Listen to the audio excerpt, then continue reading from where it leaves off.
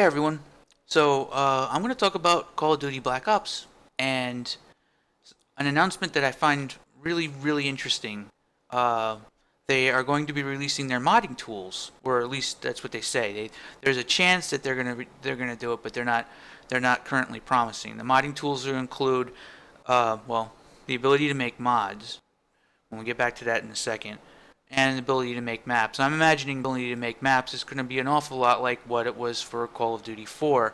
Um, the forefront of hierarchical instancing variation of Radiant, which is a pretty interesting dinosaur that I think a lot of level designers really should learn about.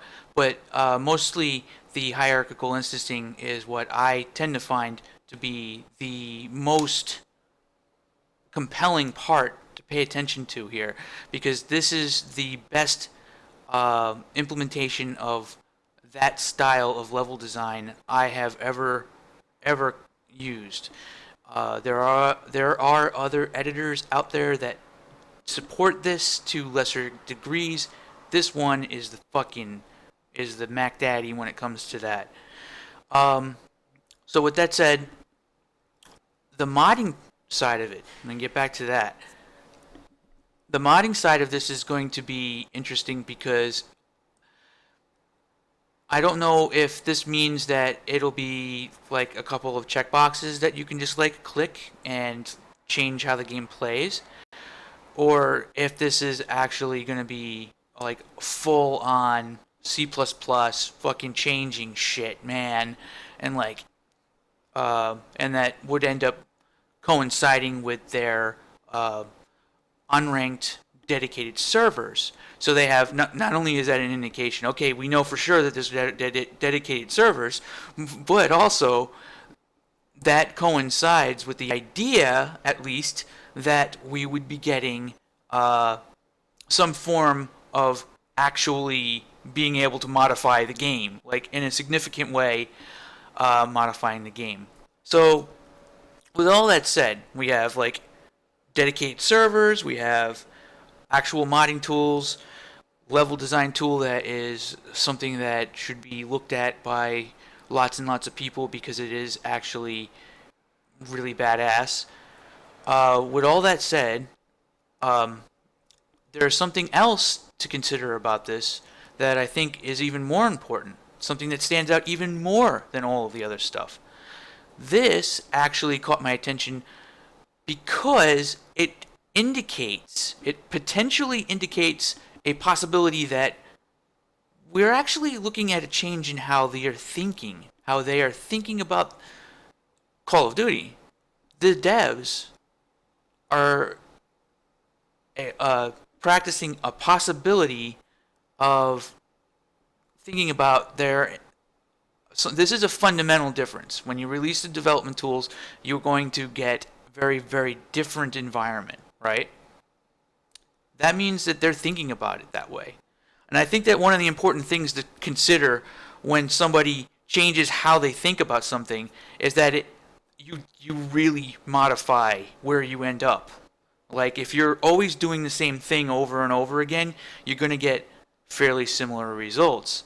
But when you change something that's really different from the very fundamental level, you who knows? This could spawn some crazy game mode that ends up being, just as popular as CS:GO. Who knows? Okay, all I can say is that when something pops up on the Quake engine, there's a pretty good chance that it might sit around and be popular for the next 15 years. If history has shown anything, we should be paying attention to anything. But when I say that though, I am actually saying like their engine has changed. I know a lot of people will try to say that the engine hasn't really changed that much. I don't agree with that. So we have a fundamental difference in thought process. And I think that's a very, very, very key thing. But we also have is this I don't know for sure about this. I don't know. I don't know what's going on behind the scenes. But does this also mean that this Call of Duty will stay around longer than the one, will they just release another Call of Duty a year later? Or is this actually going to stay? Is this going to be something that sticks around for maybe 3 or 4 years instead of just 1 year? Because if it does, that right there will have a fundamental influence on the competitive scene. So not only would we be looking at the potential for a really insane mod, cutting edge tool, but also the possibility that the hardcore scene, the competitive scene will actually have a chance to stick around for a little while. Because you look at things like CS:GO, and it's fucking. I don't even know how old it is anymore. It's almost old enough to vote. So, I mean, seriously. So, and I'm just talking about Counter-Strike in general. So with that in mind, I think that this is actually a pretty significant thing. I think that this holds a lot of potential. They say that it's not going to be until March next year. So it's kind of hard to tell at this point in time. But I will say this. Keep this in mind. And if it actually does happen, that means huge difference from what they already were doing. This may not just be another COD. You can't do just another COD and release the tools. Because if you release the tools and then you release a game a year later, you're going to be competing with the mod community of the previous game. Okay? And a mass prototyping paradigm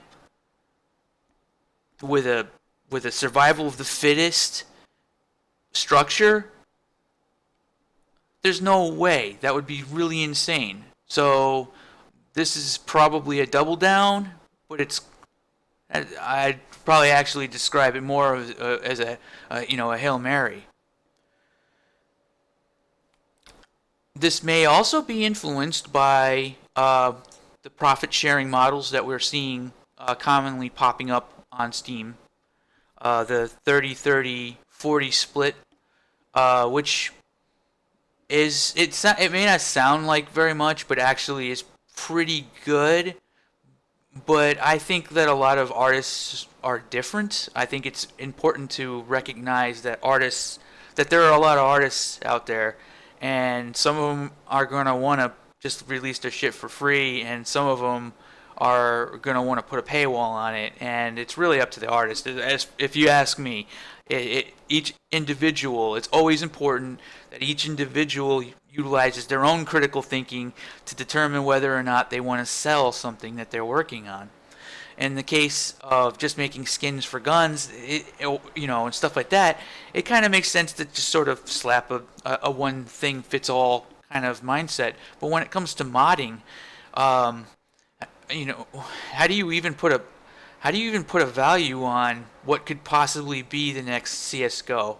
So there's a lot of things to think about on this front, and there's a lot of value that can be gained by a lot of people, and no company, not even the biggest, most powerful company in the world, can compete with a modding community in terms of fresh ideas.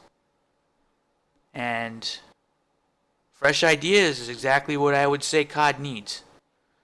So this is I say this is very significant, and I'm going to be paying attention to the modding tools, and I wanna make sure that I'll just go over anything that I find out about it as it goes, and I'll talk about it more, and I'll go over what I think about the tools or the new information, anything that I find. Okay, I hope you found this informative, and stay tuned for more, because I definitely want to cover more of this.